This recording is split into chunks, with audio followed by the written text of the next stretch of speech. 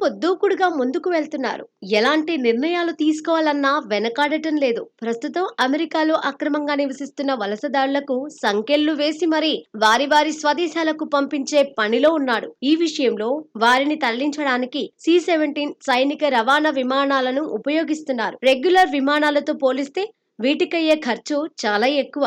అయినప్పటికీ ఇవే ఎందుకు అనే చర్చ తెరపైకి వచ్చింది. సైనిక విమానాలలో వారిని పంపించడంపై పలు దేశాల నుంచి తీవ్ర విమర్శలు వస్తున్నాయి. ఇటీవలే కొలంబియా అధ్యక్షుడు గుస్తావ్ పెట్రో తీవ్ర అభ్యంతరం వ్యక్తం చేశాడు. తనకు అడ్డు చెబితే టారిఫ్లతో కొడతానన్నట్లుగా స్పందించిన ట్రంప్ సుంకాలు 25% విధిస్తున్నట్లు ప్రకటించాడు. దీంతో కొలంబియా ప్రెసిడెంట్ వెనక్కి తగ్గాల్సి వచ్చింది.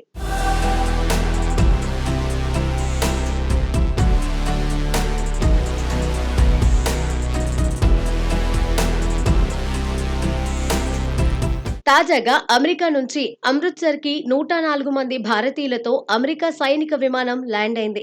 వాస్తవానికి అమెరికా సైన్యం సరిహద్దుల రక్షణకు సహాయం చేస్తోందని ట్రంప్ ఓ ఎగ్జిక్యూటివ్ ఆర్డర్ ను జారీ చేశారు. దీనిపై స్పందించిన నాటి టెంపరరీ రక్షణ మంత్రి రాబర్ట్ సెల్సస్ స్పందిస్తూ 5,000 మంది అక్రమ వలసదారుల తరలింపులో అమెరికా సైన్యం తరఫున హోంల్యాండ్ సెక్యూరిటీ విభాగానికి సాయం చేస్తామని పేర్కొన్నారు. దీనికి తోడు అక్రమ వలసలపై అమెరికా దాడులను గుర్తు చేసేలా కూడా సైనిక విమానాలను వినియోగిస్తున్నారని అంటున్నారు. అయితే సమీప దేశాలైన మెక్సికో, గ్వాటెమాలా, హోండురాస్ వంటి దేశస్థులను తరలించడానికి సైనికేతర విమానాలను కూడా అమెరికా ప్రభుత్వం వినియోగిస్తుంది.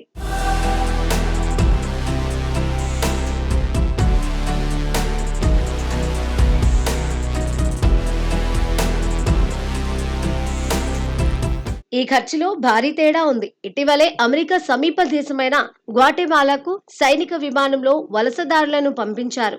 ఈ సమయంలో ఒక్కో వలసదారుడిని పంపడానికి $4,675 వరకు సగటున ఖర్చయిందని అంతర్జాతీయ మీడియాలో కథనాలు వచ్చాయి. అంటే భారత కరెన్సీలో సుమారు 4 లక్షల రూపాయలు. వాస్తవానికి బిజినెస్ విమానంలో ఫస్ట్ క్లాస్ టికెట్లో పంపినా $853 సరిపోతాయని చెబుతున్నారు. ఇక ఐసీఏ చార్టర్ విమానాల కంటే కూడా ఈ సైనిక విమానాలలో ప్రయాణమే ఖర్చుతో కూడుకున్నదని చెబుతున్నారు. చార్టర్ ఫ్లైట్స్ లో గంటకు $17,000 ఖర్చవుతుండగా అదే C-17 అయితే గంటకు $28,500 వ్యయమవుతుంది.